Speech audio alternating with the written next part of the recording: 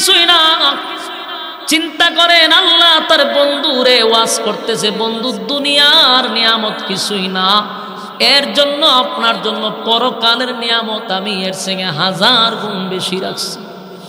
আমার যুবক ভাইরা, যিনি দুনিয়া আখিরাতের মালিক, সেই মালিক তার বন্ধুরে বলতেছে দুনিয়ার নিয়ামত এটা কিছুই না, আমি আপনার জন্য বরাদ্দ রাখছি পরকালে, তার থেকে আরো কয়েক 1000 গুণ বেশি দিব। সুবহানাল্লাহ। এই ওয়াজের দ্বারা রব্বে কারীম আমাদেরকে বুঝাইলেন, দুনিয়ার মানুষেরা শুধু দুনিয়া থাকলেই যে তুমি অনেক কিছু পেয়ে গেছো বিষয়টা এমন না। কারণ তুমি যদি আমেরিকার প্রেসিডেন্ট হও, এটা দুনিয়ার কিছুই না, কথা হয় না। আমি তোমাদের জন্য যেই নিয়ামত রাখছি, যা তোমার চোখে দেখে নাই, যা তোমার কানে শুনে নাই, যা তোমার অন্তর কোনোদিন ভাবেও নাই। কারণ দুনিয়ার একটা প্রেসিডেন্ট হইলে পরে পিছনে কতগুলা বাধা থাকে, ঠিক নেই?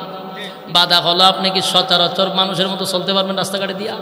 তাই কথা কই না? ডক্টর ইউনূস সাহেব যে কোনো সময় আমরা এখানে আইতে পারবো, বাজার 8 টাকা ফান খাইতে পারবো, কথা কই না? পারবে না, কারণ ভিতরে ভয় আছে, কিছুতে মেরে লিব, কথা কোন ঠিক নেই? তাহলে দুনিয়ার প্রেসিডেন্ট হইলেও শান্তি নাই রে। আল্লাহ কয় দুনিয়া আসলে শান্তির জায়গা নয়। তোমার যদি দেশের বাদশাহ বানায় তোমার শান্তি নাই, কিন্তু আমি পরকালে যে নিয়ামত দিব ওই নিয়ামতের মধ্যে শান্তি আছে, কোনো চিন্তাও নাই, কথা কয় না? দুনিয়ার নিয়ামত চিরস্থায়ী নয় গো, চিরস্থায়ী নয়। ক্ষমতাও চিরস্থায়ী নয়। দেখেন, ক্ষমতা পাইছেন, আপনার টার্গেট ছিল 41 সাল, পারছেননি? 41 সাল বলে বক্তব্য দিয়া গলা ফাটাইলেন, কিন্তু আপনাকে 5ই আগস্টই শেষ, ঠিক নেই? আল্লাহ কয় এটা তোর হাতে না, এটা আমার হাতে। কারণ আমি যে কোন সময় খারাপ জুতা বাইরে আমি নিজে হইতে পারি না। আল্লাহ কোন সময় বাইরে শুরু করুন তুই জানতেও না। তুই তো মনে করছো 41 সাল, আমি তো জুতা রেডি রাখছি 5ই আগস্ট। এই জন্য ক্ষমতা দিয়েও বড়াই করা যাবে না। ক্ষমতা আজকে আছে কালকে নাই, আমার ধন সম্পদ আছে আজকে কালকে নাই। সকাল বেলার ধনী ফকির কিন্তু সন্ধ্যাবেলা, ঠিক নেই? আল্লাহ বলে বন্ধু দুনিয়ায় আপনাকে যা নিয়ামত দিছি কিছুই না, কিছুই না।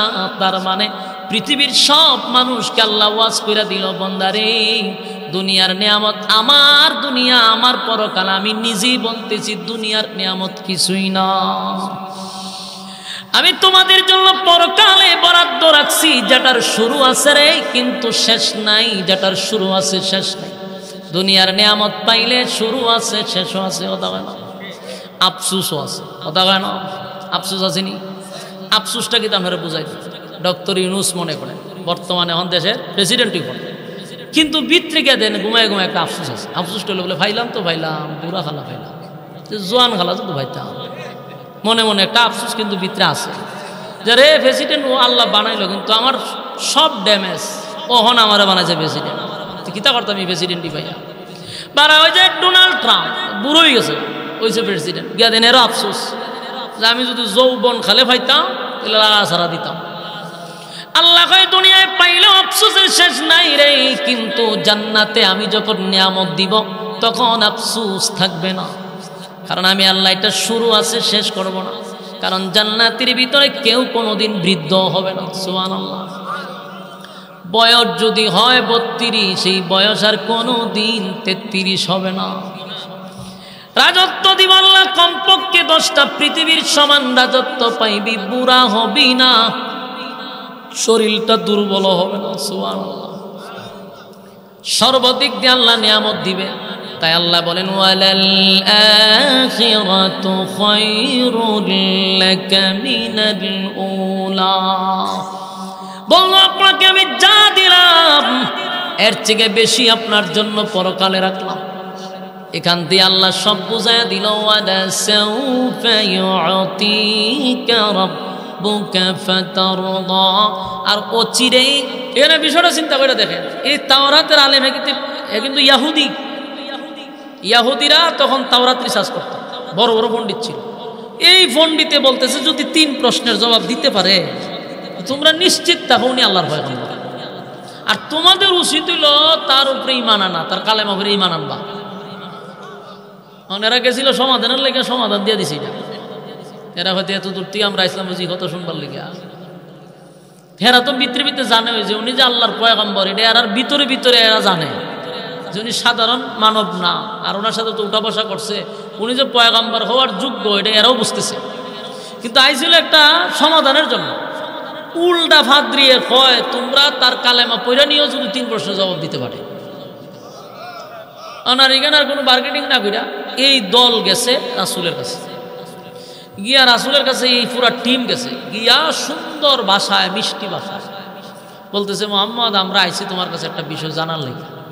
তুমি তো আমরারই ভাতিজা, একই বংশের, তো তোমার সাথে আমরা দূরত্ব সৃষ্টি করে লাভ নাই। তুমি যেহেতু নিজের রাসূল দাবি করছো, তোমারটাই যদি সঠিক হয় তা আমরাও তোমার কালেমা করে ঈমান আনবো। এ খুব খেয়াল রাখবেন, দুষ্ট লোকের মিষ্টি কথা এমনভাবে সুন্দর করে কইছে। রাসূল চিন্তা করলো সর্বনাশ, মক্কার সব মাথা তো আমার দ্বারে, তি মাথাটি যদি কালেমা পড়ে তে আমার তার ইসলামের দাওয়াত দিতে মাঝখানে কোনো বাধা নাই, এমন লোকই তো আমার দরকার। আল্লাহর রাসূল হয়তো ঠিক আছে, আপনারা প্রশ্নটা কি তা, আপনারা কি উদ্দেশ্য আছেন? হয় আমরা বেশি কিচ্ছু না, 3টা প্রশ্ন, এই 3টা প্রশ্নের জবাব যদি তুমি দিতে পারো, এইটা নয়েজ বন্ধ করো, নয়েজ বন্ধ করো ভাইজ না। আমি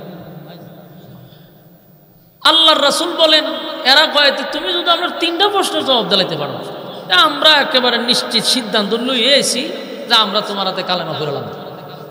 কত সুন্দর কথা। রাসূল অত্যন্ত খুশি। ঠিক আছে, আপনারা প্রশ্নটি করি। আপনার প্রথম প্রশ্ন হইল রূহ নিয়া, রূহ জিনিসটা কি? 2 নম্বর আমরা প্রশ্ন রইল, একজন বাদশা ছিল যিনি গোটা পৃথিবী রাজত্ব করছে, ঘোড়ার উপরে সোয়ার করে, ওনার নাম এবং ডিটেলস আমার কাছে বর্ণনা করে। আরেকটা প্রশ্ন হইল 7 জন যুবক নিয়ে, তারা গুহার ভিতরে কতদিন ছিল এবং কিভাবে গুহার ভিতরে ঢুকলো এর ডিটেলস বর্ণনা করবেন। প্রশ্ন হইল কটা? রাসূল সাল্লাল্লাহু আলাইহি সাল্লাম বললেন, আচ্ছা এই হলো আপনাদের প্রশ্নগুলো হবে, ঠিক আছে, আপনারা আগামীকালকে আমার কাছে আইয়েন, আমি আপনারা 3 প্রশ্নের জবাব দিয়ে দিব। এরাও মাশাআল্লাহ ঠিক আছে, আমরা আগামীকালকে আসবো। পরের দিন তারা আসবে, কিন্তু রাসূলের ধারণা ছিল সকালে জিবরাইল আইবে, বিকালে জিবরাইল আইবে, তো আমি তো ওই প্রশ্ন বললে আমার উত্তর আমি জানবো, এরা বলে দেবো।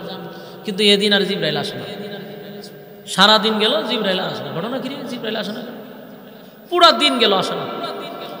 কিছু কোন যাওয়ার পরেও এই পুরা টিম আইছে রাসূলের কাছে, আয়া কয় তুমি যে সময় দিছো আমরা সময় মতো হাজির হইছি, আমরা 3টা প্রশ্নের জবাব দাও।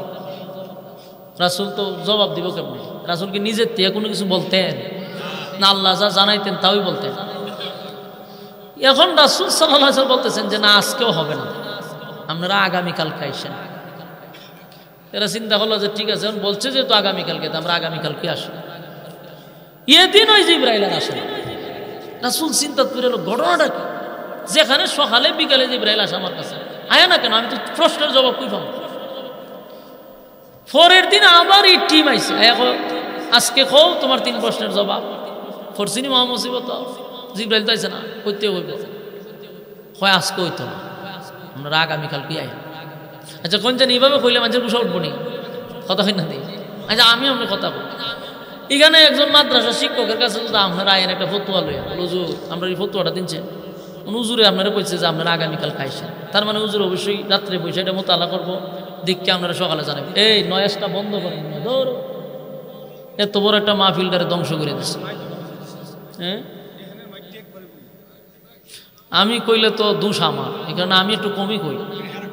এরা যে মাহফিলটারে ধ্বংস করছে, এগুলো কেড়ে করে আমি বুঝি না। নিজের সম্মান নিজে কমান, নিজের ব্যবসা নিজে নষ্ট করে। আমার সময় থাকতো পুরা দুমদাম, হেতে আমার সময় লাগে কমায় কই যেতাম বলছি। আবার হুজুর বইছে, তার হুজুর না বললেন এরা দেখাইতাম আমি হয়। আচ্ছা যাক, কথাটা একটু মনোযোগ দিয়ে শুনেন, যেমনি হইতে যে আমিও শেষ করি। এই নয়েজটা বন্ধ করেন, নয়েজটা যাতে না দেয়। এখন চিন্তা করেন, ইমাম সাহেবের কাছে তো আপনি আসেন, আয়াসের যে ফতুয়া আছেন, হুজুর ভাই আগামীকাল খায়, তা আপনি হয়তো বা ভাবতে পারেন যে হুজুরে হয়তো বা কালকে জানাইব, হুজুরে রাত্রে বৈশা কিতাবাদি দিকে আপনারা জানাই। পরের দিন আপনি আয়াসের যদি দেখেন হুজুরে কয় যে আগামীকাল খাইয়ে, তো এদিনও না আপনি মনে মনে ভাবলেন যে হুজুর মনে ব্যস্ত, আচ্ছা যাক আগামীকাল কাম। 3 দিন আইলেন, আবার পরে যদি কয় না আপনি আগামীকাল খাইয়েন, হয়েছে না, অন্য দেখতেছেন শুনছেন আপনি কি করবেন আপনি এখান থেকে গিয়ে ওই দোকানে গিয়ে একটা চাল হইবেন লইয়া বল এটা কেন করবেন বহুত একটা মাদ্রাসা দিছে এখানে আর সব কেউ জুড়াইন না এখানে খাওয়াইতেছে আর ঘুম পাড়াইতেছে কোনো খামেন না গেছিলাম একটা ফটো লইয়া 3 দিন ধরে দৌড়াদৌড়ি করতেছি বেড়া ভারে ওই না উত্তর দিতে করবেননি সমালোচনা সারাটা গ্রামে গিয়ে আপনি প্রয়োজন একটা মাইক লইয়া করবেন কারণ হুজুরার বিষয় ফেলে তো সারছে ইচ্ছা মতে বদনাম ঠিক তখনকার যুগের এই মক্কার মানুষগুলো একই কাজ করছে এরা মক্কায় আড়ে আর কয় উঞ্চ ইসলাম নেই যে আমরা বাপ দাদা ধর্মের মধ্যে সে চুন খালি দিতেছে ওই 3 প্রশ্ন লইয়া গেছিলাম বেটা 4.5 দিন ঘুরাইতেছে দিতেই পারে না প্রশ্নের উত্তর কখন বুঝছি উনি আসলে কোনো নবী টবি না নাউজুবিল্লাহ শুরু হইল বদনাম মক্কার অলিতে গলিতে যেখানে যায় এখানে রাসূলের বিরোধিতা করতেছে না উনি 3 প্রশ্নের জবাব দিতে পারছে না উনি কোন আল্লাহর রাসূল না নাউজুবিল্লাহ আর আল্লাহর রাসূলও চিন্তা করে আছে ঘটনাটা কি কেন জিবরাইল আসে না সারা মক্কায় যা আমার বিরোধিতা হইতেছে আল্লাহ তো দেখতেছে তো কেন জিবরাইলে পাঠাইতেছে না আমি তো লজ্জিত রাসূল নিজেও কান্না শুরু করছে আর মক্কার মানুষ এক হয় কিতা জানেন কেউ তোমার আল্লাহ বলে তোমার ভুলে গেছে গা চিন্তা করেন কতটুকু কষ্ট লাগার কথা মক্কার মানুষ আয়াসেরা সারা দিয়া কষ্ট দিয়া কথা বলা শুরু করছে এর মধ্যে সবচেয়ে দুষ্ট মহিলাটা হইল ওই আবু লাহাবের বউটা খুব অসভ্য মহিলা সে আয়া রাসূল রে এই খাটা গায়ের মধ্যে আরো লবঙ্গ কই শুনছি তোমার আল্লাহ বলে তোমার ভুলে লাইছে আর আগের মতো শয়তান রয় না এইভাবে কথা বলতেছে রাসূল কান্না শুরু করছে আর কতক্ষণ পর আসমানের দিকে তাকায় মনে জিবরাইল আইব জিবরাইল আইব একদিন 2 দিন সপ্তাহ চলে গেছে খবর নাই আর সমালোচনা বাড়তে আছে একটা সুযোগ পাইছে চতুর্দিক দিয়া রাসূলের বিরুদ্ধে শুরু হয়েছে আল্লাহ রাসূল কান্না শুরু করছে কান্না যখন শুরু করছে এইভাবে কোনো জায়গায় আছে 15 দিন পর্যন্ত ওহী নাজিল হয় না জিবরাইল আসে রাসূল এক সময় চিন্তা করেছে কান্না শুরু করছে হঠাৎ করে একদিন জিবরাইল আলাইহিস সালাম আসছে রাসূল নিজেও চিন্তা করেছে যে আল্লাহ মনে আমার ভুলে গেছে কতক্ষণ পরে আল্লাহ আপনি কি আমার ভুলেই গেছেন না মক্কার মানুষ যা কয় এটা কি সত্য আপনি কি আমার বুঝছেন রাসূল নিজেও কাঁদতেছে আল্লাহ এক সময় জিবরাইল আমার বন্ধুর কান্না আর সহ্য করতে পারতেছে যা এবার যা জিবরাইল আইছে আমার পরে আল্লাহ রাসূল একটু রাগ অভিমান নিয়ে জিবরাইলকে বলল যে রে সকাল বিকাল তুমি আসছো 15 দিন আইলা না কেন আসলা না এটা বলো আগে চিন্তা করেন রাসূল কতটুকু কষ্টে আছে জিবরাইল আলাইহিস সালাম তখন আল্লাহর পয়গম্বরকে সান্ত্বনা দিয়া বললেন পয়গম্বর আমি আসতে চাই কিন্তু আল্লাহ আমাকে আসতে দেয় না আমি তো আইতাম চাই কিন্তু আমারে মালিকে বাধা দেয় একদিন 2 দিন নয় 15 দিন পর্যন্ত আমি আসতে চাই কিন্তু মালিক আমারে বারবার নিষেধ করে জিবরাইল যাওয়া যাবে না আল্লাহর হুকুম ছাড়া তো আমি আসতেও পারি না আল্লাহর নবী বলেন কেন আসলি না আমার মালিক কি আমারে ভুলে গেছে কেন আমার মালিক তোমার আসতে দেয় না জিবরাইল কয় হুজুর যেদিন আপনার কাছে মক্কা নগরীর মানুষ 3টা প্রশ্ন নিয়ে আসছিল আপনি তাদেরকে জবাব দিবেন আগামী কালকে আপনি বলে দিবেন এই কথাটা আমার মালিকের কাছে পছন্দ না আপনি কইছেন আগামী কালকে বলে দেবেন আপনি মাঝখানে ইনশাআল্লাহ লাগাইলেন না কেন বলুন মাঝখানে কি লাগাইছে না ইনশাআল্লাহ লাগাইছে এটার লেগে আল্লাহর কাছে এই বক্তব্যটা পছন্দ হয়েছে আর কিয়ামত পর্যন্ত আপনার সমস্ত উম্মতি মুহাম্মদীকে শিক্ষা দেওয়ার জন্য আল্লাহ 15 দিন ওহী বন্ধ করে দিয়েছে আর আল্লাহর পয়গম্বর 15 দিন পর্যন্ত চোখের পানিগুলো ছেড়ে দিয়া কাঁদছে আর আসমানের দিকে তাকাইছে আর বলছে আল্লাহ আপনি কি আমারে ভুলে গেছেন আপনি কি আমারে ভুইলা গেছেন নবী কান্দে একদিন 2 দিন নয় 15 দিন পর্যন্ত পয়গম্বর কান্না শুরু করলো জিবরাইল কই হুজুর একটা কারণে আপনার কাছে আসতে পারি নাই আপনি সেদিন বললেন আগামী কালকে আপনি তাদেরকে প্রশ্নের জবাব দিবেন কিন্তু মাঝখানে ইনশাআল্লাহ বলতে পারেন নাই কেন বললেন না এটা আল্লাহর কাছে ভালো লাগে নাই এখন প্রশ্ন হলো একদিন না নবী কইছেন একদিন না ভুলে গেছে 15 দিন কি নবী ভুলে গেছে কথা কই না দি এরা যত বাড়াইছে ততবারে কইছে আচ্ছা ঠিক আছে আগামী কাল নবী একদিন ইনশাল্লাহ বলছে না, পরের বার তো হওয়ার দরকার হইল না কেন? এর দ্বারাই বোঝা যায় 15 দিন নবী বলে নাই, বরং আমার আল্লাহ নবীরে বলায়া দিছে। কথা হয় না? নবী বলে নাই, আল্লাহ বলায়া দিছে রে।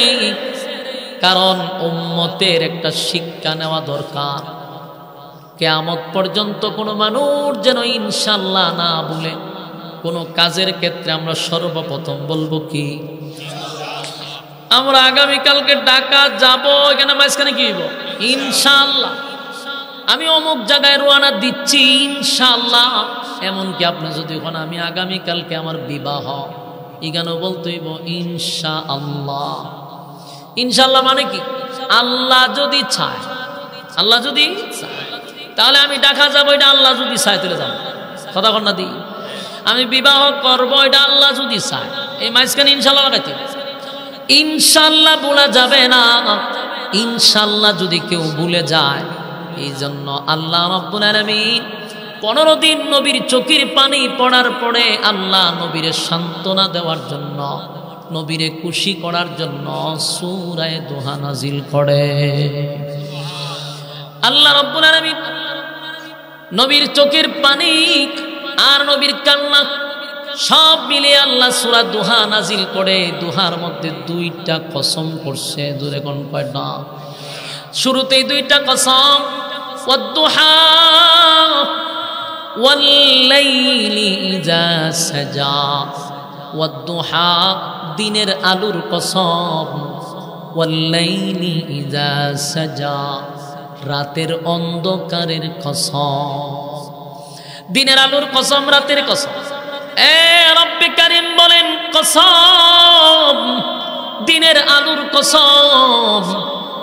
আল্লাহ বলেন ওয়াল্লাইলি ইযা সাজা রাতের অন্ধকারের কসম। 2টা কসম করছে।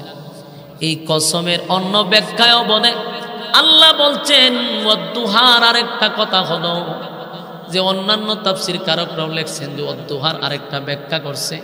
আল্লাহ বলেন ওয়াদ-দুহা আপনার সুন্দর উজ্জ্বল চেহারার কসম, ওয়াল্লাইলি ইযা সাজা আপনার কালো চুলের কসম। তার মানে নবীর চুলগুলা ছিল কালো, এই চুলটা সুন্দর ছিল। আল্লাহ সৌন্দর্যের চুলের কসম করছে। সুবহানাল্লাহ। আমার নবীর চেহারার কসম করছে গো, সুন্দর চেহারার কসম, উজ্জ্বল চেহারার কসম। তার মানে আমার নবীর চেহারাটা কত উজ্জ্বল ছিল। আল্লাহ নবীর চেহারা নিয়ে কসম করে। সুবহান। আল্লাহ নবীর চেহারা এত সুন্দর ছিল। অনেক সাহাবীরা বলে আমাদের বেশি পেটে খিদা লাগলে পয়গম্বরের চেহারার দিকে যদি তাকায়া থাকছি তাহলে পেটের খিদা নিবারণ হয়ে গেছে। আমার নবীর চেহারা এত সুন্দর, এত সুন্দর। আল্লাহ বলেন আপনার সুন্দর উজ্জ্বল চেহারার কসম, আপনার কালো চুলের কসম। নবীর বাবরি চুল ছিল, চুলগুলা কালো ছিল, একটু কোকড়ানো ছিল। এই সুন্দর চুলের কসম আল্লাহ করছে। সুবহান। আল্লাহ বলেন ওয়াদ-দুহা দিনের কসম, ওয়াল-লাইলি ইযা সাজা রাতের কসম, রাতের কসম, দিনের কসম, সুন্দর চেহারার কসম, আপনার কালো চুলের কসম। মা ওয়াদ্দাআকা রাব্বুকা ওয়া মা ক্বালা আপনার রব আপনারে ভুলে নেই। সুবহান। আপনারা কি কথা শুনতেছেন? আল্লাহ বলেন 2টা কসম করছে, 2টা কসম, 2টা কসম করে রব্বে কারীম বলেন আপনার রব আপনারে ভুলে নাই, ভুলে নাই, ভুলে নাই, ভুলতে পারে না। পয়গম্বর আমি আপনাকে ভুলে নেই। সুবহান। আল্লাহ বলেন মা ওয়াদ্দাআকা রাব্বুকা ওয়া মা ক্বালা আপনার রব আপনাকে ভুলে নাই, ভুলে নাই, বলতে পারে না। কেন আপনাকে বলবো পয়গম্বর? আমি কি আপনারে বলতে পারি? আপনি কি ভুলার মানুষ? আমি আপনারে কত মহব্বত করি বন্ধু, আপনারে দেখার জন্য আমি আল্লাহ তাকায়া থাকি। আপনারে দেখবো বলে আমি আরশে আজিমের দাওয়াত দিয়ে আনছি, আপনারে ভুলার জন্য নয়। আপনাকে আমি ভুলি নাই, বলতে পারি না। এরপর আল্লাহ বলেন ওয়ালাল আখিরাতু খায়রুল লাকা মিনাল উলা, নিঃসন্দেহে আপনার জন্য এই যুগের থেকে পরবর্তী নেক্সট টাইমে আপনার জন্য আরো আমি অনেক উন্নত অবস্থায় রাখবো আপনাকে। এখনকার যুগের চেয়ে পরবর্তী যুগ হবে আপনার এর থেকে আরো ভালো, কারণ যত দিন যাবে তত আপনার উন্নতি আমি আল্লাহ বাড়াবো। ওয়ালাল আখিরাতু খায়রুল লাকা মিনাল উলা, রব্বে কারীম বলেন এখনকার যুগের থেকে আপনার পরবর্তী যুগ আরো উন্নত হবে, টেনশন করার কোনো কারণ নাই। পয়গম্বর মানুষের কথায় কান দিবেন না, আমি আল্লাহ আপনাকে ভুলি নাই আর ভুলি নাই, যেই জন্য দুইটা কসম খেয়ে বললাম বন্ধু আপনারে বলছি না। সুবহানাল্লাহ, আল্লাহর কত মায়া, বন্ধুর জন্য বন্ধুর কত মায়া রে। আল্লাহ তার বন্ধুরে সান্ত্বনা দিয়া বলে না বন্ধু না, আপনারে ভুলি নাই, আমি বলতে পারি না। ওয়ালাল আখিরাতু খায়রুল লাকা মিনাল উলা, এখনকার থেকে পরবর্তী যত সময় আসবে আপনার উন্নতি বাড়তে থাকবে। সুবহান। এরপর আল্লাহ বলে ওয়ালা সাউফা ইউতিকা রাব্বুকা ফাতারদা, রব্বে কারীম বলেন ওয়ালা সাউফা ইউতিকা রাব্বুকা ফাতারদা, নিশ্চয়ই খুব শীঘ্রই আপনার রব আপনাকে খুশি করবে। সুবহান। আপনার রব আপনার শীঘ্রই খুশি করবে। এটার দ্বারা হয়তোবা আল্লাহ বুঝাইছিল যে পয়গম্বর মক্কা আপনাকে দান করব, মক্কা বিজয়ের কথা হইতে পারে, অথবা মেরাজের কথা হতে পারে, অথবা নবী কিছু দাবি দাবা করছিল আল্লাহর কাছে, ওই দাবিগুলো পূরণের ইঙ্গিত হতে পারে। ওয়ালা সাউফা ইউতিকা রাব্বুকা ফাতারদা, এই আয়াতের যে আল্লাহ বলছেন আপনাকে খুব শীঘ্রই খুশি করব, হতে পারে পয়গম্বরকে মক্কা বিজয়ের কথা ইঙ্গিত দিছে, হয়তোবা পয়গম্বরকে আরশে আজিমের মেহমান বানাবে সেটার ইঙ্গিত দিছে, হয়তোবা নবী কিছু দাবি করছিল। দাবিটা হলো আল্লাহ বলেন ওয়ালা সাউফা ইউতিকা রাব্বুকা ফাতারদা, আপনার রব আপনাকে শীঘ্রই খুশি করবে। আল্লাহর নবী বলছিল মালিক আপনি আমারে খুশি করবেন গো, কিন্তু আমি আপনাকে জানায়া দেই আমার কোন গুনাহগার উম্মত যদি একজনও জাহান্নামে থাকে আমি নবী কোনোদিন খুশি হব না। আমার যুবক ভাইরা, এই পয়গম্বরের কত মায়া, পয়গম্বরের কত মায়া উম্মতের জন্য। আল্লাহ বলেন আপনার রব আপনারে খুশি করবে। পয়গম্বর বলেন একটা গুনাহগার উম্মত যদি আমার জাহান্নামে থাকে আমি রাসূল খুশি হব না। আমার নবীর কথা মায়া। আল্লাহ বলেন বন্ধু আমি আপনাকে খুশি করব। ওয়ালা সাউফা ইউতিকা রাব্বুকা ফাতারদা, এরপর আল্লাহ বলেন আলাম ইয়াজিদকা ইয়াতীমান ফাআওয়া, আপনার রবকে আপনাকে এতিম অবস্থায় পান নাই, আপনাকে কি আপনার রব আশ্রয় দেয় নাই? তার মানে আল্লাহ নবীরে খুশি করার জন্য অতীত স্মরণ করায়া দিল। পয়গম্বর আপনি এতিম ছিলেন, আমি কি আপনাকে আশ্রয় দেই নাই? তখনই আপনাকে বলি নাই, এখন কেন আপনাকে নবুয়ত দিয়ে আমি ভুলা যাব? সুবহানাল্লাহ। মক্কার মানুষ বলে আমি আপনাকে ভুলে গেছি, আপনিও বলেন আপনারে আমি ভুলা গেছি।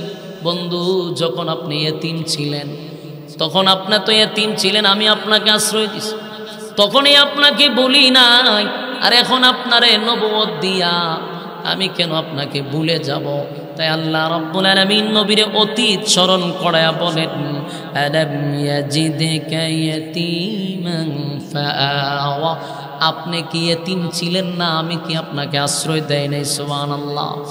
এরপরে বলেন ওয়াজাদাকা দাল্লান ফাহাদা, তিনি কি আপনাকে, আল্লাহ বলেন আমি কি আপনাকে পথ হারা অবস্থায় পাইনি, আমি আপনাকে পথ দেখায়া দেই। এই কথাটা কেন বললেন? কারণ যারা এতিম হয়, যাদের মা থাকে না, বাবা থাকে না, এই ছেলেগুলা কিন্তু ভালো অবস্থানে যেতে পারে না, কারণ তার গার্জিয়ান নাই। পিছন দিয়া তারা কেউ ব্যাকআপ দিবে এমন লোক নাই। আমাদের সমাজে দেখবেন যারা এতিম, তারা অনাথ, এই সমস্ত ছেলেগুলা লেখাপড়া করতে পারে না, তারা টুকায় হয়, তারা শিশু গ্যাংয়ের সঙ্গে জড়িত হয়। বাস্তব না বাস্তব?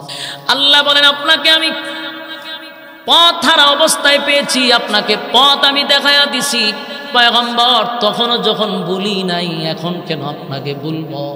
নবুয়ত দেওয়ার পরে আপনার কাছে ওহী পাঠাইয়া বন্ধু বানাইয়া এখন বুঝি আপনারে ভুলে যাবো, এটা কি হয় নাকি? বন্ধু আপনাকে আমি বলি নাই, বলতে পারি না। সুবহানাল্লাহ। আল্লাহ রাব্বুল আলামিন বলেন, এখানে শেষ নয়, রব্বে কারীম বলেন ওয়া ওয়াজাদাকা আইলান ফাআগনা। আল্লাহ বলেন আপনাকে আমি নিঃস্ব অবস্থায় পেয়েছিলাম, পরবর্তীতে আপনাকে আমি ধনী বানায়া দিছি। সুবহানাল্লাহ। এর দ্বারা কি বুঝলেন? নবী নিঃস্ব ছিল, নবীর আল্লাহ কি বানাইছে? ধনী বানাইছে। কথা কয় না? আপনারা কি বিরক্ত লাগতেছে? আমার নিজেরই ভাল লাগতেছে না, আর আপনারা ভাল লাগবো কিন্তু? আপনারা উডাউডি দেখলে কি আমার ভাল লাগবো? আর এখন তো মোটামুটি মনে কিছু আওয়াজ হইতেছে, এরপর আপনারা লড়ুন খেরে লড়াচড়া করি না, বইয়ে তখন বেশি সময় আমিও চালাইতাম না, বই না। খারাপ লাগতেছে আপনারা? হুজুর দাঁড়ে এরপরে আমি কথা বলতেছি, আমি মনে করি একজন ছাত্র হিসাবে আমার এটা একটা ইন্টারভিউ, ঠিক না? এইটা সারা দেশটা আমি লড়াই চালাই, কিন্তু এখানে বইয়ে ওয়াজ করা এটা যে কি জিনিস এটা আমি বুঝতেছি। যিনি পাশে বসে রয়েছে সাধারণ কোনো ব্যক্তি তো না, এই জন্য আপনারা কথাগুলো একটু মনোযোগ শুনুন। এখানে বইয়া যায় আমি ফাউল কোনো কথা কম, এটা ভাববেন না, কারণ হাজার হাজার আলেমদের উস্তাদ পাশে বসে। আমার নিজের আজকে খুব ধন্য মনে করতে, হুজুরের ভাষা পেয়ে আমি ওয়াজ করতেছি, এটা তো আমার জীবনের সবচেয়ে বড় একটা ইন্টারভিউ চলতেছে। অন্য জাত গেলে এখন আমার আর সাহস বাড়বো, ঠিক নেই? তাহলে আপনারা লইলেন না, চুপ করে বইয়ে থাকুন। এখানে কথাগুলি কি কইতেছে একটু মনোযোগ দা শুনে। আমরা অনেক সময় রাগ করে কই না, যখন উনি অভিমান করলো, আমি বলি এই মিয়া তোমার আমি এক সময় কিতাব টাকা পয়সা দিয়ে দিছিলাম না, তোমার আমি চালাই দিছি না, তোমার কিন্তু এক সময় আমি হেল্প করছি না। এটি কন মানে কি? তার মানে তারে বুঝানি যে আমি তোর বলছি না, বললে কি তোমার টাকা পয়সা দিলাম না, তোমার কিন্তু আমি এক সময় চালাইছি না। ঠিক আমরা যে বলতেছি, আল্লাহ তার বন্ধুর এইভাবে বুঝাইতেছে। সুবহানাল্লাহ, সুবহানাল্লাহ। মানে কথার একটা ধরনে তো যাইতে মানে মাথাটা একটু ঠান্ডা করে বোঝার চেষ্টা করতে, কথাগুলো কি বলতেছে। বন্ধু অভিমান করছে, বন্ধুরে আল্লাহ নিজেই সান্ত্বনা দিয়েছে, আপনি আমার প্রতি কেন রাগ করছেন? আমি আপনার বলছি না তো, আপনি এতিম আসলেন তখনই বলছি না, আপনি নিঃস্ব আসলেন তখনই বলি নাই। আপনি যখন গরিব ছিলেন আপনাকে আমি ধনী বানাইছি, আপনাকে আশ্রয় দিছি, আপনারা বলতাম কেন? সুবহানাল্লাহ। নবী অভিমান করছে, আল্লাহ অভিমান ভাঙাইতেছে এই কথাগুলি বইলা বইলা। সুবহানাল্লাহ। আল্লাহ বলেন বন্ধু, ওয়ালাসাউফা ইউতিকা রাব্বুকা ফাতারদা, আপনাকে আমি শীঘ্রই খুশি করব। এর ধারাবাহিকতায় আল্লাহ অতীতের কথাগুলি নবীর সামনে তুলে ধরছেন। ওয়া ওয়াজাদাকা আইলান ফাআগনা, আপনি নিঃস্ব ছিলেন, আমি কি আপনাকে ধনী বানাই নাই? বলুন, আপনাকে কি আমি ধনী বানাই নাই?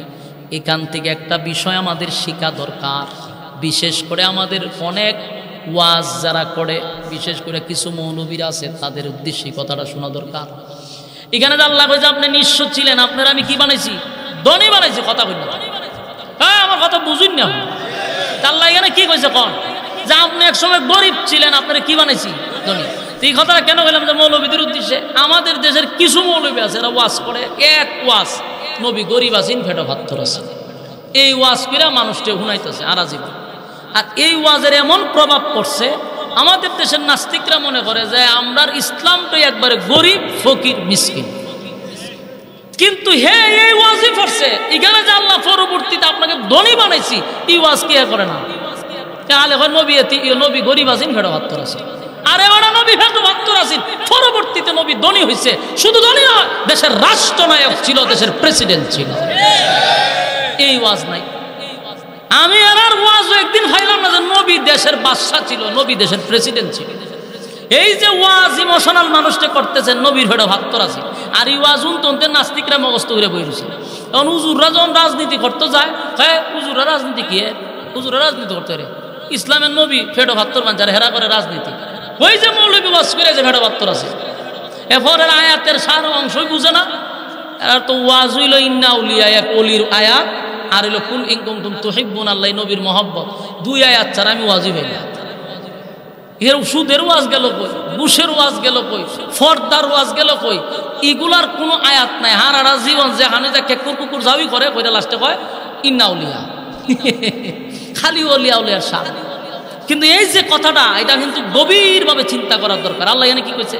আপনি নিঃস্ব ছিলেন, গরিব ছিলেন, আমি আপনাকে ধনী বানাইছি। তার মানে আল্লাহ নবীর ধনী বানাইছে। এই ওয়াজ কেন করেন না? এই কারণে নাস্তিকরা আমরা রাজনীতি করেন, বেটা রাজনীতি করুন মানে আমরা রাজনীতি শিখছি স্বয়ং রাসূলের কাছ থেকে। আমার রাসূল দেশের রাষ্ট্রনায়ক ছিল, এখান থেকে হুজুররা রাজনীতি শিখছে। তোরা রাজনীতি শিখছে করতে। এই ওয়াজ যদি প্রতিটা মাহফিল হইতো যে নবী ধনী ছিল, নবী দেশের রাষ্ট্রনায়ক ছিল, তাহলে এরা এই সুযোগ পাইতো না আমরা ফকির হওয়ার। ইসলামটারা দিছেন তো একেবারে নিয়ে একেবারে জায়গা মতো, খালি ফকির মিসকিনের জায়গাত নিছেন। ইতা করতে করতে এখন আমরা মাদ্রাসাত ইঞ্জিনিয়ারের ফুলাভান ভরাইতে দেন, ও ডাক্তারের ফুলাভান ভরাইতে দেন, হ্যাঁ মানুষের বাড়ি খাইব লিল্লা চিল্লা আর গিয়া মিলাদুলাত করবো। ইসলামটার এইদিকে লয়ে গেছে আলহামদুলিল্লাহ। এখন আস্তে আস্তে উন্নতি হচ্ছে। এখন দেখা যায় এও এমপির ফুলাভানও পড়তে দেয়, এখন দিতেছে, এখন দিতেছে। কেন? আমরা আপডেট হইতেছি। এগুলো দরকার। আমরা দেখলে যেন নাক না ছিটকায়, আর আমরা নাক ছিটকাইতে না, আমরা জাতি বেড়ে গুতাগুতি করতে হতে নাক ছিটকায়। একজন আলেমের যদি একটা বাড়িতে একটা গাড়িতে আপনি বলবেন যে আলহামদুলিল্লাহ আমার না, তা ফের যা আছে, এটা আমার একজন আলেমের থাকলে আমার এটা গর্ব যে আমার এই বাড়ি গাড়ি দিকে আরেকজনের ফুলা মাদ্রাসাত দিব পড়াইতে। কিন্তু কার কাছে ওয়াজ করবেন? আমরা মৌলবীরা তো ফেসবুকে হুতায় এলা গাড়ি কেন লইতো, নবীজি কষ্ট করছে হে ওয়াজ করে মানুষের বোঝা হয়, হেতে গাড়ি লে দেবে। আল্লাহ রাসূল তো গাড়ি আসেন না। রাসূলের যুগে যদি গাড়ি থাকতো, রাসূল সবচেয়ে দামি গাড়িটা চালাইতো, কারণ দেশের প্রেসিডেন্ট ছিল তো। তুই মৌলবী শেষের আয়াত ফরজ থাকে, এক পৃষ্ঠা তো উল্টাইছেন, পরের পৃষ্ঠার জায়গা ওলিয়া উলিয়ার ওয়াজ। মেজাজ দিয়ে গরম হয়। চিন্তা করেন আপনি এই জিনিসটা বালিশের সঙ্গে অনকে মাথা লাগাইবেন, লাগাই আরো চিন্তা করবেন। আমি যে কথাটি কইছি একটু আমার মন করা না। আল্লাহ ভাই আপনি গরিব ছিলেন, আমি ধনী বানাইছি। ধনী শব্দটা আল্লাহ উনারে ধন সম্পদ দিছিল। ও উলামায়ে কেরাম জিজ্ঞাসা করেন, রাসূল যতগুলো উট আর বেড়া কুরবানি দিছে, এখনকার ডক্টর ইউনুসও পারতো না। এখনকার ডক্টর ইউনুস এতগুলো উট আর বেড়া বকরি কুরবানি দিবে না। হারাটা জীবন খালি গরিব গরিব হয়ে গেলে কেন? এগুলা করে ইসলামের শান বাড়াইতে গিয়ে আরো নষ্ট করতেছে। নাস্তিকরা যেগুলো তালি দেয়, এরা গরিব, এরা মিসকিন। গরিবী হালত ছিল না এমনটা না, ছিল, কিন্তু পরবর্তীতে আল্লাহ ওনাকে দেশের রাষ্ট্রনায়ক বানাইছে। আমরা রাজনীতি করবে, আরে বেটা রাসূল রাজনীতি করছে, আমরা শিখছি। উমর দেশের প্রেসিডেন্ট ছিল, আবু বকর দেশের প্রেসিডেন্ট ছিল, উসমান দেশের প্রেসিডেন্ট ছিল, আলী দেশের প্রেসিডেন্ট ছিল, আমরা ভাইছি কই মানে? এরা আমরা রাজনীতি করি না, কারণ রাজনীতি যে করতো না কয় এটাও কথা ঠিক। এরার যে রাজনীতির সাল বিছাইছে, এই রাজনীতি তারা নিজেরাই কয় রাজনীতিকে বালা মানছে করে, এরাই কয়। তাহলে বোঝা গেল তোরা যতদিন রাজনীতি, তোরা আসলেই বালা মানুষ না। বাস্তব না বাস্তব? এরা আসলেই বালা মানুষ না। রাজনীতি মানে এখন হলো চাল চুর, ডাইল চুর, গম চুর আর দেশের সম্পদ চুর। তো আলেমরা যদি রাজনীতির যাইতো, দেখি দেশের সম্পদ পাচার হইতো, পাচার হইতো নি, দেশের সম্পদ লুটপাট হতো না, দেশের সম্পদ বাহিরের দেশে যাইতো না, বেগম পাড়ায় বাড়ি হইতো না। এর লেগে আমরা রাজনীতি করি না, কারণ এরা বোতল টানতাম না। রাজনীতি করতে গেলে আলেমরা আসলে বোতল টানতে পারবে না, দেশের সম্পদ পাচার হবে না। আজকে জানি না রেখেন আল্লাহ রাসূল কি ছিল? দেশের রাষ্ট্রনায়ক ছিল, এটা জানা দরকার। আমরার মধ্যে এই ওয়াজগুলো একবারই নাই, খালি কয় রে কানো ধরে টান দিয়া নবীর ভেড়ো ভাত তোর আসির কই, এতে এই ওয়াজই শেষ। দেশের প্রেসিডেন্ট সিডি ওয়াজ করবো কেটা? এইগুলা বাদ দেন, ইসলামটারে সামনের দিকে আগায় নিয়ে যান, এই গুতাগুতি বাদ দিতেই হবে। আলেমদের টাকা দরকার, আলেমদের শান শৌকত থাকলে নাস্তিকরা বাঁকা চোখে তাকাইবার সুযোগ নাই। আমি তো বিশ্বাস করবো না, আল্লাহর কালাম সাক্ষী, আমি কোনো আলেমের যদি শান দেখি আমি নিজে নিজে কই আলহামদুলিল্লাহ, দরকার আছে। এরা আরোই তো, এরা বাড়ি গাড়ি হোক, গাড়ি তিনটা থাকুক, যেন নাক না ছিটকায়। একজনের ইঞ্জিনিয়ারের ছেলে যেন আমার মাদ্রাসার দেয় যে না, আলেম রইলে শান শৌকতে চলে, এটা তো গুনার কিছু না। এই মিয়া, যদি ধন সম্পদ থাকলে যদি আল্লাহ বেজারি হইতো, তাহলে সুলাইমান নবীর আল্লাহ বাসায় দিছে কেন? হ্যাঁ, সুলাইমান নবীর কি বাসায় দিছে জানেন? কিয়ামত কিয়ামতের আগে এমন বাদশাহী আল্লাহ কাউরে দিবে না, সুলাইমান নবীর আগেও দেয় নাই, সুলাইমান নবীর পরেও দিবে না। দেশের টেকাওয়ালা হইলে গাড়ি বাড়ি থাকলে কি মানুষ আল্লাহর থেকে মুখ ফিরায় নেয় না? আলেমদের টেকা হইলে আল্লাহরে বলবেন, জালেমের ধন সম্পদ হইলে আল্লাহ বলে যাবে, আলেমের না। এই জন্য শত শত নবী রাসূল দেশের বাদশা ছিল, আল্লাহ এদেরকে দিয়ে দেশ চালাইছে। সুলাইমান নবী তো গোটা পৃথিবীর বাদশা ছিল, শুধু একটা দেশ না, গোটা আসমানের নিচে যত জায়গা আছে সুলাইমান নবীর আল্লাহ বাদশাহ বানাইছে। দাউদ নবী দেশের বাদশা ছিল, আইয়ুব নবী পর্যন্ত দেশের বাদশা আছে। আমরা কই আছে ইসলামটার একেবারে নিতে নিতে নিচে জায়গা।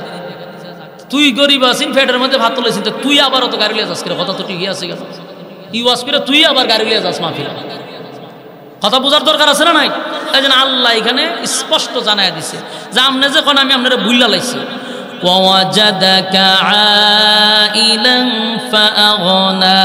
আপনি যখন নিঃস্ব ছিলেন আমি আপনাকে পরবর্তীতে ধনী বানাইছি, তা আপনারা বলতাম কেন?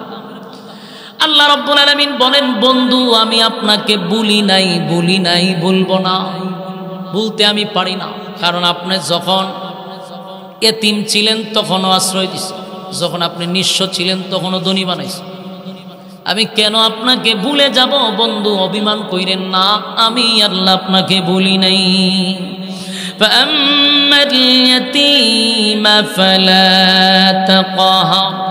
তাই আমি আপনাকে বলে দিই, আপনি এতিম ছিলেন, তাই এতিমের প্রতি আপনি কোনোদিন কঠোর হইয়েন না। এতিম যারা আছে আমরা তাদের উপরে কি হব না? কথা হয় না? বুঝতে পারছি আপনারা খুব বিরক্ত লাগতেছে, বুঝছি আমার সিগনাল দিতে বলে হুজুর মোনাজাত দিন। কথাগুলি একটু মনোযোগ দিয়ে শোনা দরকার। আল্লাহ বলেন, আপনি এতিম ছিলেন গো নবী, আপনারে আমি আশ্রয় দিছি, তাই আপনি এতিমদের প্রতি কঠোর হইয়েন না। আল্লাহ তার বন্ধুরে ওয়াজ করতেছে। এই ওয়াজ কি খালি নবীর জন্যই শেষ না কিয়ামত পর্যন্ত? কোরআন নাজিল হয় তার বিশেষ কোনো প্রেক্ষাপটে, কিন্তু তার হুকুম থাকে কিয়ামত পর্যন্ত। মানে এই ওয়াজ কিন্তু আমরা করতেছি। কোনোদিন এতিমের প্রতি কঠোর হব না, এতিমদের প্রতি বাঁকা চোখে তাকাবো না, নিঃস্ব মানুষদের দিকেও বাঁকা চোখে তাকাবো না। আল্লাহ বলেন, আপনি এতিম ছিলেন, তাই এতিমদের প্রতি আপনি কঠোর হবেন না। আল্লাহ বলেন,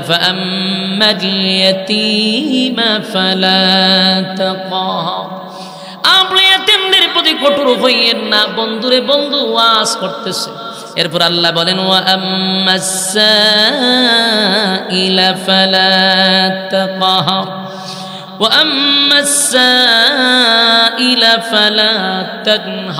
আল্লাহ কয় আপনি মানুষকে তিরস্কার করবেন না। এই কথা কি নবীরে কইছে না সমস্ত উম্মতি মুহাম্মদীরে কইছে? নবীরে কোয়া মানে তো আমরাও ওয়াজ করা, কথা কয় না? আল্লাহ রাব্বুল আলামিন বন্ধুরে সান্ত্বনা দিতে গিয়া চিন্তা করেনি সূরার ভিতরে বন্ধুরে খুশি করার লাইগা প্রথম দুইটা কসম করছে। কসম করে বলে, বন্ধু আপনাকে আমি ভুলি নাই, আপনার রব আপনাকে ভুলে নাই, আপনাকে আমি শীঘ্রই খুশি করব। পয়গম্বরকে আল্লাহ খুশি করলেন। এরপরে বলে, আগেও বলি নাই, এখন কেন আপনাকে বলবো? বলে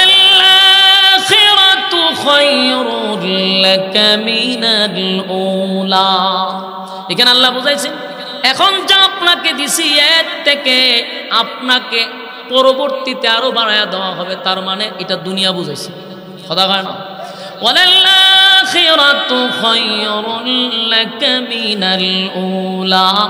এটা দুনিয়ার সম্পদ বুঝাইছে যে বন্ধু আপনাকে আমি যা দিছি এর থেকে 1000 গুণ আপনাকে আমি বেশি দিব।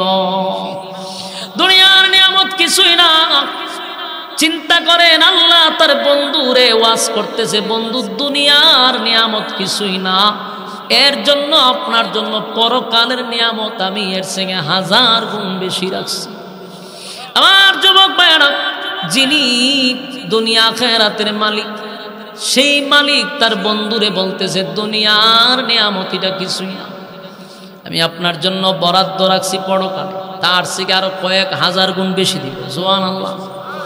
এই ওয়াজের দ্বারা রব্বে কারীম আমাদেরকে বুঝাইলেন, দুনিয়ার মানুষেরা শুধু দুনিয়া থাকলেই যে তুমি অনেক কিছু পেয়ে গেছো বিষয়টা এমন না। কারণ তুমি যদি আমেরিকার প্রেসিডেন্ট হও, এটা দুনিয়ার কিছুই না, কথা হয় না। আমি তোমাদের জন্য যেই নিয়ামত রাখছি, যা তোমার চোখে দেখে নাই, যা তোমার কানে শুনে নাই, যা তোমার অন্তর কোনোদিন ভাবেও নাই। কারণ দুনিয়ার একটা প্রেসিডেন্ট হইলে পরে পিছনে কতগুলা বাধা থাকে, ঠিক নেই? বাধা হলো আপনি কি সচরাচর মানুষের মতো চলতে পারবেন রাস্তাঘাটে দিয়া? তাই কথা কই না? দিই ডক্টর ইউনূস সাহেব যে কোনো সময় আপনারা এখানে আইতে পারবো, বাজার 8 টাকা ফান খাইতে পারবো, কথা কই না? দিই পারবে না, কারণ ভিতরে ভয় আছে, পিছনে মেরে লিব, কথা কোন ঠিক নেই? তাহলে দুনিয়ার প্রেসিডেন্ট হইলেও শান্তি নাই রে। আল্লাহ কয় দুনিয়া আসলে শান্তির জায়গা নয়। তোমার যদি দেশের বাদশাহ বানায়, তোমার শান্তি নাই। কিন্তু আমি পরকালে যে নিয়ামত দিব, ওই নিয়ামতের মধ্যে শান্তি আছে, কোনো চিন্তাও নাই, কথা কয় না? দুনিয়ার নিয়ামত চিরস্থায়ী নয় গো, চিরস্থায়ী নয়। ক্ষমতাও চিরস্থায়ী নয়। দেখেন, ক্ষমতা পাইছেন, আপনার টার্গেট ছিল 41 সাল, পারছেননি? 41 সাল বলে বক্তব্য দিয়া গলা ফাটাইলেন, কিন্তু আপনাকে 5ই আগস্টই শেষ, ঠিক নেই? আল্লাহ কয় এটা তোর হাতে না, এটা আমার হাতে। কারণ আমি যে কোন সময় খারাপ জুতা বাইরে আমি নিজে হইতে পারি না। আল্লাহ কোন সময় বাইরে শুরু করুন তুই জানতেও না। তুই তো মনে করছো 41 সাল, আমি তো জুতা রেডি রাখছি 5ই আগস্ট। এই জন্য ক্ষমতা দিয়েও বড়াই করা যাবে না। ক্ষমতা আজকে আছে, কালকে নাই। আমার ধন সম্পদ আছে, আজকে কালকে নাই। সকাল বেলার ধনী ফকির, কিন্তু সন্ধ্যাবেলা, ঠিক নেই? আল্লাহ বলে, বন্ধু দুনিয়ায় আপনাকে যা নিয়ামত দিছি কিছুই না, কিছুই না। তার মানে পৃথিবীর সব মানুষকে আল্লাহ ওয়াজ কইরা দিল, বান্দারে দুনিয়ার নিয়ামত আমার, দুনিয়া আমার পরকাল। আমি নিজেই বলতেছি দুনিয়ার নিয়ামত কিছুই না। আমি তোমাদের জন্য পরকালে বরাদ্দ রাখছি, যেটার শুরু আছে রে, কিন্তু শেষ নাই। যেটার শুরু আছে, শেষ নাই।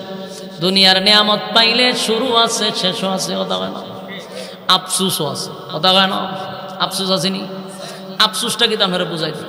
ডক্টর ইউনূস মনে করেন বর্তমানে এখন দেশের প্রেসিডেন্টই করেন, কিন্তু ভিতরে গিয়ে দেন ঘুমায় ঘুমায় একটা আফসুস আছে। আফসুসটা হলো বলে ভাইলাম তো ভাইলাম, বুড়া খালা ভাইলাম, জোয়ান খালা তো ভাইতাম, মনে মনে একটা আফসুস কিন্তু ভিতরে আছে যে রে প্রেসিডেন্ট ও আল্লাহ বানাইলো, কিন্তু আমার সব ড্যামেজ ওহন আমার বানাইছে প্রেসিডেন্ট। কিতা করতাম এই প্রেসিডেন্টই ভাইয়া বারা। ওই যে ডোনাল্ড ট্রাম্প বুড়ো হয়ে গেছে, ওইসে প্রেসিডেন্ট গিয়া দেন এরও আফসোস যে আমি যদি যৌবন খালে পাইতাম তাহলে লাগা ছাড়া দিতাম। আল্লাহ কয় দুনিয়ায় পাইলেও আফসোসের শেষ নাই রে, কিন্তু জান্নাতে আমি যখন নিয়ামত দিব তখন আফসোস থাকবে না। কারণ আমি আল্লাহ এটা শুরু আছে, শেষ করব না। কারণ জান্নাতের ভিতরে কেউ কোনোদিন বৃদ্ধ হবে না, সুবহানাল্লাহ। বয়স যদি হয় 32, সেই বয়স আর কোনো দিন 33 হবে না। রাজত্ব দিব আল্লাহ, কমপক্ষে 10টা পৃথিবীর সমান রাজত্ব পাইবি, বুড়া হবি না, শরীরটা দুর্বল হবে না, সুবহানাল্লাহ। সর্বদিক দিয়ে আল্লাহ নিয়ামত দিবে। তাই আল্লাহ বলেন ওয়ালাল আখিরাতু খায়রুল লাকা মিনাল উলা। বললো আপনাকে আমি যা দিলাম এর থেকে বেশি আপনার জন্য পরকালে রাখলাম। এখান দিয়ে আল্লাহ সব বুঝায় দিল, ওয়ালা সাউফা ইউতিকা রাব্বুকা ফাতারদা, আর অচিরেই শীঘ্রই আপনাকে খুশি করব, সুবহান। আমার যুবক ভাইরা, এই সূরা নাজিল হওয়ার পরে আল্লাহর পয়গম্বরের মনে যত কষ্ট ছিল, যত ব্যথা ছিল, মক্কার মানুষ আমার নবীর যেই পরিমাণ আঘাত দিছে কথা বলে বলে, আল্লাহ নবীর মনে আর কোনো কষ্ট রইল না। কারণ আল্লাহ নিজেই তো বন্ধুর রাগ ভাঙাইছেন, বন্ধুরে খুশি করছে, সুবহানাল্লাহ। অন্যদিকে গোটা মক্কা নগরীতে চতুর্দিক দিয়া নবীর সমালোচনা ছিল। আল্লাহ রাব্বুল আলামিন বন্ধুরে একটা সূরা নাজিল করিয়া সব দুঃখ মন থেকে আল্লাহ দূর করে দিছে। যুবক ভাইরা আমার, এখানে বোঝা যায় পয়গম্বরকে আল্লাহ খুশি করার জন্য এই সূরা নাজিল করছে। শুরুতেই আল্লাহ কসম করছে দুইটা, আবার কেমন কসম রে, এই নবীর চেহারার কসম। কেমন কসম? নবীর চুলের কসম। এরপর আল্লাহ বলেন আমি আপনাকে ভুলি নাই, সুবহান। তাহলে এই বেঈমানদের যত ধরনের ষড়যন্ত্র ছিল সব শেষ কি? কথা হয় না। এরা যত অপপ্রচার করছিল যে আপনার আল্লাহ আপনারা ভুলে গেছে, আসলে আল্লাহ ভুলে নাই। উম্মতকে শিক্ষা দেওয়ার জন্য এই 15 দিন পর্যন্ত ওহী বন্ধ করছে, উম্মত যেন কোনোদিন ইনশাআল্লাহ না বলে। আপনারা কি ইনশাআল্লাহ বলবে? যে কোনো কাজে হাঁটতে বইতে সব সময় যে কোনো কাজ করবার আগে বলবো ইনশাআল্লাহ। কথা হয় না? ইনশাআল্লাহ বললে খবর আছে। নবী বলার কারণে 15 দিন ওহী নাই, 15 দিন নবী খানছে। আমরা যেন ইনশাআল্লাহ না বলি। আল্লাহ আমাদেরকে এটার উপরে আমল করার তৌফিক দান করুক, সকলেই বলে আমিন। সম্মানিত শুধু রাতও হয়ে গেছে, আর এখন আর আপনারা উড়াউড়ি দিকে আমারও আগাইতেছেন, আর আপনারা যে লড়াচড়াটা করতেছেন, এখন মোনাজাত দেওয়া দরকার। দুরূদ শরীফ পড়েন। আল্লাহ। 3টা প্রশ্ন তো এই সূরাত না, এটা তো শানে নজরুল কইছে, এটা হলো সূরা, এটা 3 যে প্রশ্ন, এটা হইল সূরা ইয়েতে কাহাফে। আল্লাহ রাব্বুল আলামিন এটার জবাব দিয়েছে। 3টা প্রশ্নের মধ্যে 1 নম্বর প্রশ্ন ছিল কি? রূহ সম্পর্কে। রূহ সম্পর্কে আল্লাহ রাসূল উত্তর যে রূহ তো এটা আল্লাহর হুকুম। রূহটা কি? এটা আল্লাহর হুকুম, এটা মানুষের কোনো হাত নাই। আল্লাহ হুকুম দিছে তো হয়ে গেছে। এরপরে তারা প্রশ্ন করছিল যে গোটা পৃথিবী যে রাজত্ব করলো বুড়ার উপরে সোয়ার করে, এই বাদশার নাম কি? ইনি হলেন বাদশা যুলকারনাইন। আল্লাহ ওনার এত বড় বাদশাহী দিছে যে গোটা পৃথিবীর বাদশা বানায় দিছে। সুবহান। মানে আসমানের নিচে যত জায়গা আছে সব জায়গার বাদশা ছিল বাদশা যুলকারনাইন। সুবহান। এরপরে প্রশ্ন করছিল যে 7 জন যুবক, ওই কি কয় আসহাবে কাহাফের ঘটনা। এই 7 জন যুবক এই গুহার ভিতরে ঘুমন্ত অবস্থায় ছিল 309 বছর। আপনার এলাকা সুবহানাল্লাহ, 309 বছর ঘুমায় আছে। আপনারা নীরবতায় বোঝা যায় আপনারা মাঝে মাঝে ঘুমান। হ্যাঁ, তাহলে আপনারা আওয়াজে বোঝা যায়। 309 বছর ঘুমায় রয়েছে।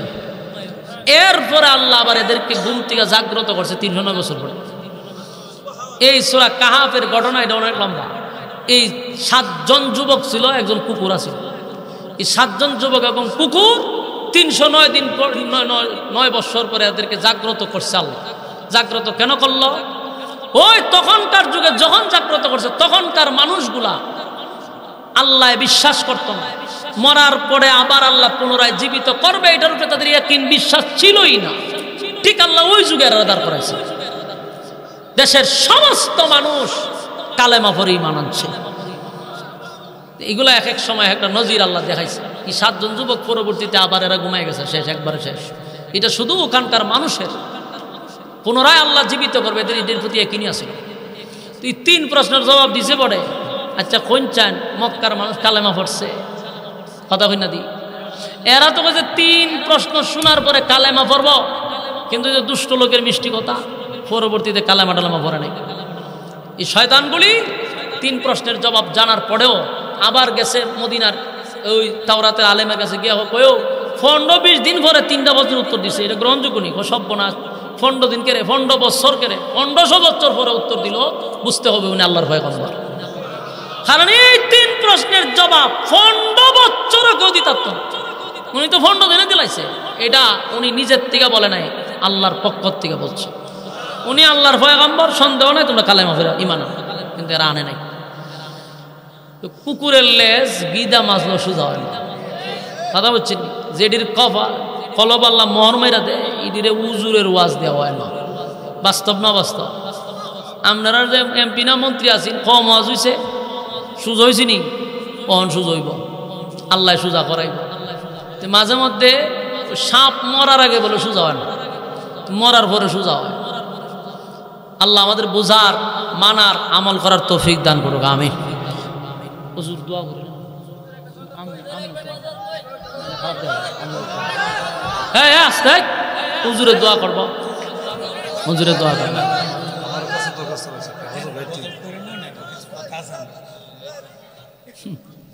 গজলের আলাদা সাউন্ড, আপনারা তো